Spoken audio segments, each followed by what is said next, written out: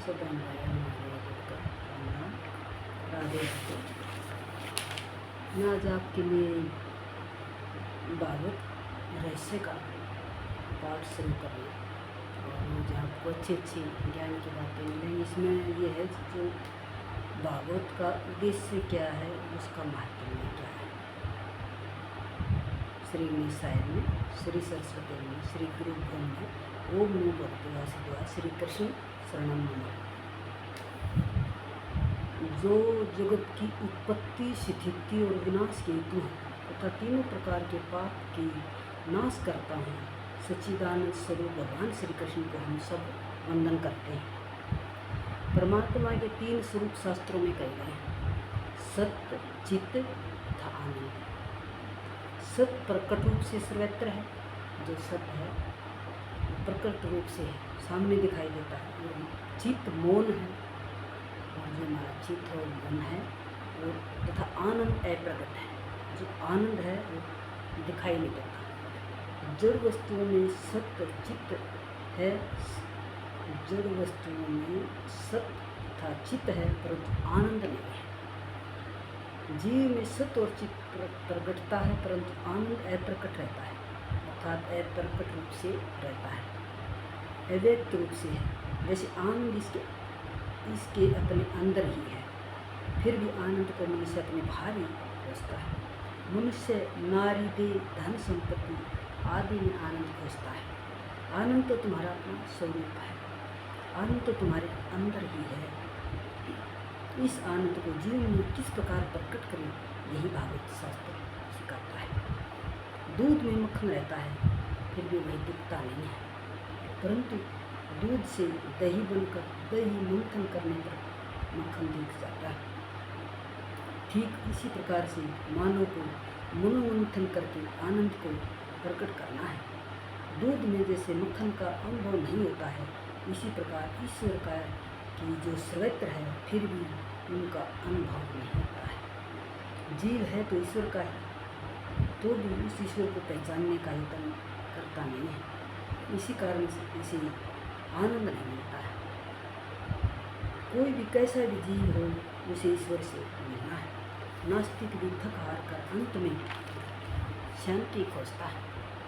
आनंद के अनेक प्रकार 33 उपनिषद बताए गए हैं, परंतु इनमें से दो मुख्य आनंद हैं, साधन जन्य आनंद और संसिद्ध आनंद। साधन जन्य आनंद अर्थात विषय जन्य आनंद, कि जो साधन या विषय के नाश होने पर उस आनंद का विनाश होता है और होगा। योगी के पास कुछ भी साधन या विषय नहीं होता, फिर भी उनको आनंद है, अर्थात सदा आनंद से रहते हैं। इससे सिद्ध होता है कि आनंद हमारे अंदर ही है। सत्य चित्त आनंद ईश्वर में परिपूर्ण है। परमात्मा परिपूर्ण सत्य, परिपूर्ण चित्त, परिपूर्ण आनंद रूप है। परमात्मा श्री कृष्ण परिपूर्ण आनंद स्वरूप है। बिना ईश्वर के संसार अपूर्ण है। ईश्वर का अंश जीवात्मा भी अपूर्ण है। जीव में चित्त अंश है, फिर भी परिपूर्ण नहीं है। मनुष्य में ज्ञान आता है, परंतु वह ज्ञान स्थायी नहीं होता। श्री कृष्ण परिपूर्ण ज्ञानी है। श्री कृष्ण को 16,000 आदमी के साथ बात करते समय भी यही ज्ञान था, और जिसमें सारी द्वारका आदि का नाश हो रहा था, उस समय भी यही ज्ञान था। श्री कृष्ण का आनंद रानियों में या द्वारका में है ही नहीं, सबका विनाश हो रहा था, तो भी श्री कृष्ण के आनंद का विनाश नहीं होता है, कारण कि श्री कृष्ण तो स्वयं आनंद। सत्य नित्य है, चित्त ज्ञान है। चित्त सत्य अर्थात ज्ञान सत्य। मनुष्य अपने स्वरूप में स्थित नहीं है, अतः इसे आनंद नहीं मिलता है। मनुष्य जिस प्रकार बाहर विवेक रखता है, वैसा घर में रखता नहीं है। मनुष्य एकांत में स्वस्वरूप में स्थित रहता नहीं, जबकि उत्पत्ति स्थिति और संहार लीला में श्री ठाकुर जी के स्वरूप में कोई परिवर्तन नहीं होता है। श्री ठाकुर जी संहार को भी अपनी लीला ही मानते हैं। उत्पत्ति स्थिति और संहार श्री ठाकुर जी की ही लीला है। परमात्मा तीनों में आनंद मानते हैं और अपने स्वरूप में भी स्थित रहते हैं। जिसका ज्ञान नित्य टिकता है, उसे ही आनंद मिलता है, वही आनंद मिलता है। जीव को यदि आनंद रूप होना है तो सच्चिदानंद आश्रय होना है।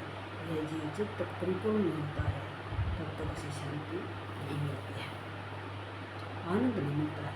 संसार का प्रत्येक पदार्थ परिणाम में विनाशी होने के कारण परिपूर्ण नहीं है। परिणाम स्वरूप यह तो भगवान श्री कृष्ण श्री नारायण हैं।